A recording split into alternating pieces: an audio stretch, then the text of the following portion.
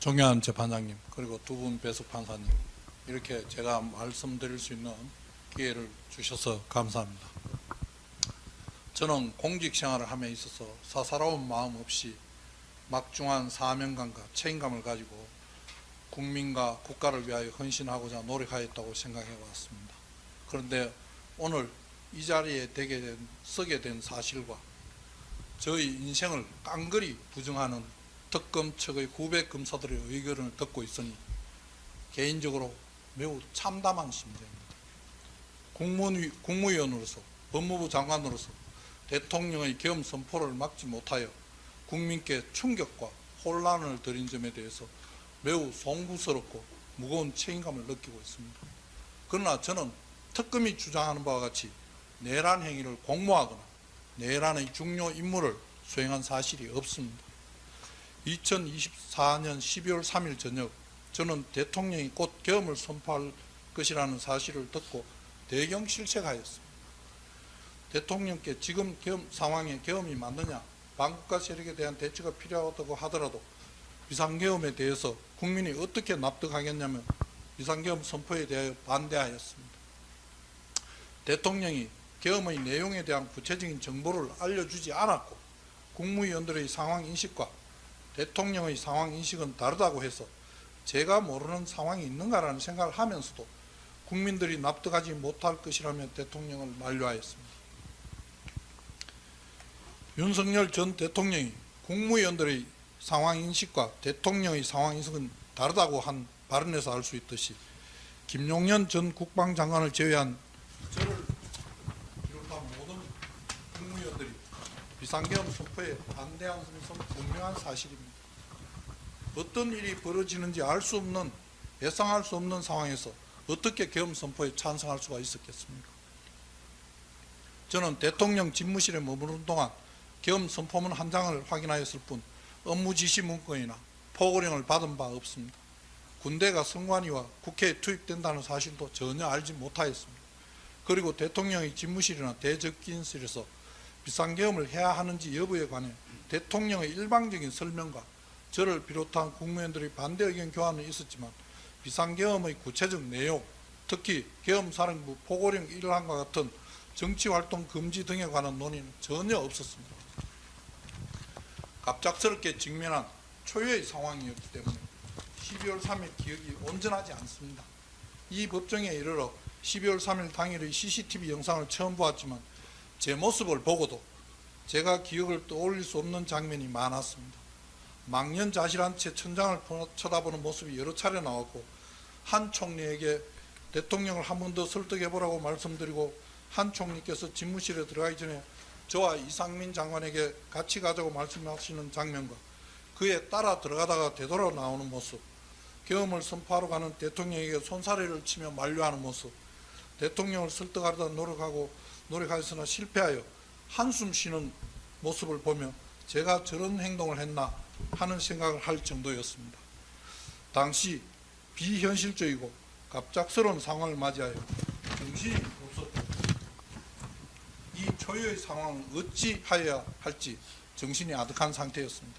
그런 와중에 국무위원과 수석들이 대통령을 열심히 설득하였으나 결과적으로 대통령을 설득하는 데 실패하였습니다.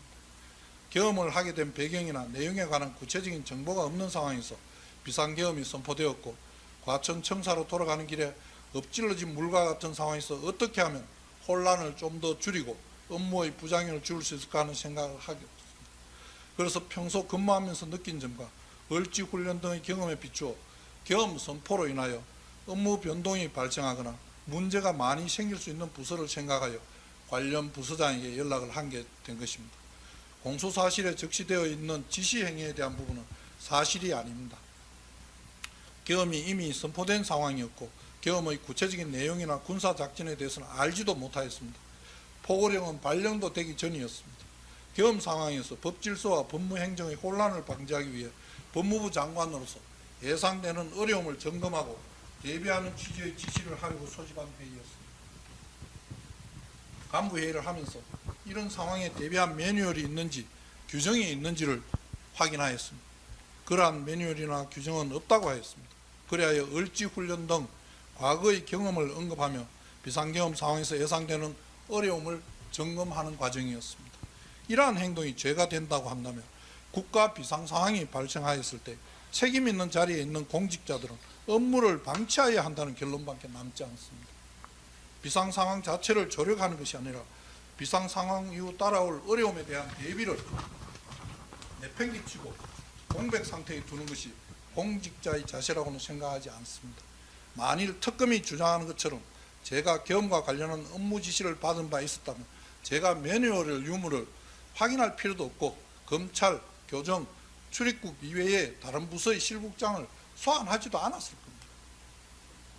약 20여 분간의 법무부 회의가 끝날 무렵 참석자 누군가의 발언으로 포고령이 발령되었다는 사실을 알게 되었고, 회의 종료 후 집무실에서 헌법 등을 찾아보고 구상엽 법무실장과 포고령 내용을 검토한 결과 그 내용이 헌법에 위반된다고 판단하였습니다.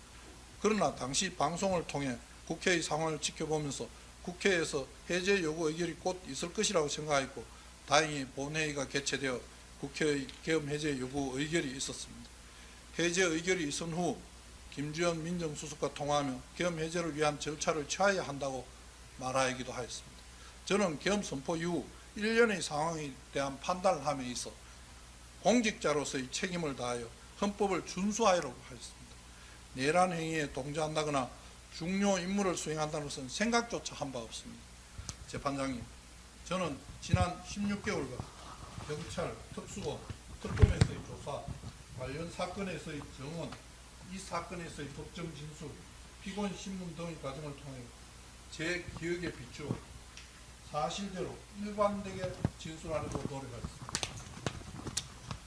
존경하는 재판장님, 국무위원으로서 대통령의 비상계엄 선포를 저지하지 못한 점에 대해서는 매우 안타깝게 생각하고 국민께 송구스러운 마음입니다. 그러나 갑작스럽게 초유의 상황이 발생하였고 저에게 주어진 정보가 제한된 상황에서 계엄 선포 이후 사회 혼란을 방지하기 위해 예상되는 어려움을 점검한 행위를 내란의 중요 임무 수행이라고 하는 특검의 주장에는 도저히 동의하기 어렵습니다.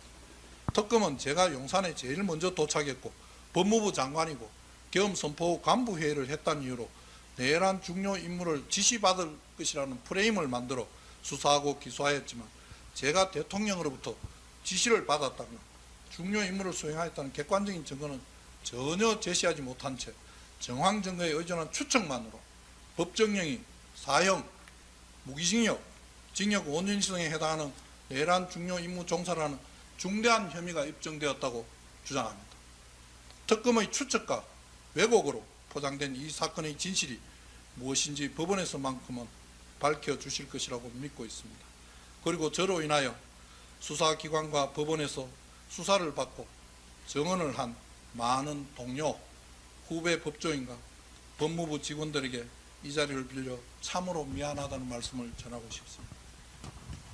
저는 일생 동안 법조인으로서 헌법 가치를 지키고 국가와 국민에 봉사하는 것을 큰 자부심으로 생각하며 살아왔습니다. 오늘 내란 중요 임무 종사 혐의로 이 자리에 서게 된 것 자체가 비참한 심정입니다. 존경하는 재판장님께서 이 법정에 현출된 여러 증거들을 형사법 원칙에 따라 면밀하게 살펴주셔서 억울함이 없도록 현명하게 판단해 주시기 바랍니다. 끝으로 여러 바쁘신 업무 중에서도 제 사건에 대해 충실하게 심리해 주시고 저와 변호인들의 의견을 끝까지 귀담아 들어주신 재판장님과 두 분 판사님께 진심으로 감사와 존경을 표합니다. 감사합니다. 네, 다음은 이완규 피고인께서 하실 말씀 있으면 지금 하시면 되겠습니다. 이완규 피고인입니다. 늦게까지 재판을 이끌어 주시고 주셔서 감사드립니다. 30년 넘게 법조인으로 살면서 적정 절차가 지켜지는 나라에 대한 열망으로 살아왔고요. 또 그런 나라를 만들어 보려고 형사사법제도, 법 개정 등 과정에 참 열심히 참여했었습니다. 특히 적정 절차의 핵심인 사법부의 독립과 중립성을 가장 중요한 가치로 생각해 왔습니다. 그리고 그렇게 살아오는 데 있어서 정도를 따라서 살아왔다고 생각했는데 이렇게 법정에서 재판을 받게 되니 참담하고 참 슬픕니다. 국회 법제사법위원회에서 민주당 의원님들이 저를 고발한 이유에 대해서 곰곰이 생각을 해보니 아마 윤 대통령 탄핵 절차 진행 중에 최 부총리가 2명 헌법재판관을 임명한 이후에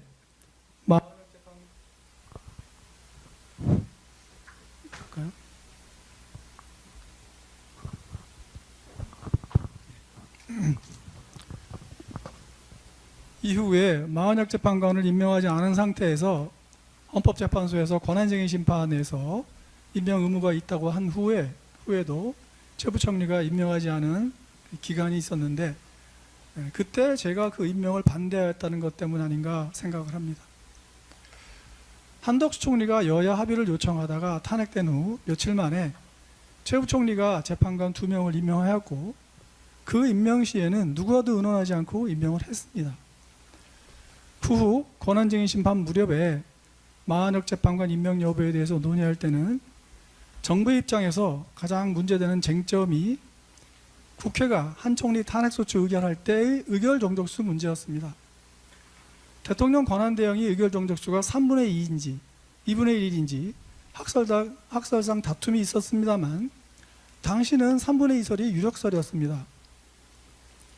만약 헌재가 이 견해를 채택한다면 국회의 한 총리 탄핵소추 의결 자체가 불성립한 것이기 때문에 국회의 탄핵소추가 무효이고 따라서 부총리가 한 총리를 대항한 것도 법률적으로 무효가 되는 것입니다. 부총리가 행한 사실행위나 행정부 내부의 행위는 그 이전에 행해진 것을 사후에라도 보완할 수 있겠지만 외부적으로 행한 헌법기관의 임명이라는 법률 행위를 계속 유효한 것으로 할 수 있겠는지는 매우 불투명했습니다. 만약 헌재가 3분의 2라고 하면 이미 임명한 2명의 헌법재판관의 자격 여부도 다퉈질 것이었습니다. 그리고 당시에는 이미 한 총리에 대한 탄핵심판의 심리가 종결돼서 한 총리 사건도 곧 선고될 예정이었습니다. 또한 최 부총리가 이미 2명을 임명해서 헌재가 심리를 진행하는 데에도 문제는 없었습니다. 그러므로 이 문제에 대해서 가장 합리적인 방법은 곧 선고될 한 총리 탄핵 심판에서 의결 정족수 해석이 결정될 것이니까 그 심판 결과를 기다려서 그 결과를 보고 결정하는 것이 좋겠다는 것이었습니다. 그렇기 때문에 정부는 헌재가 한 총리에 대한 탄핵 결정을 조금 더 빨리 결정해 주기를 바랐습니다. 이후에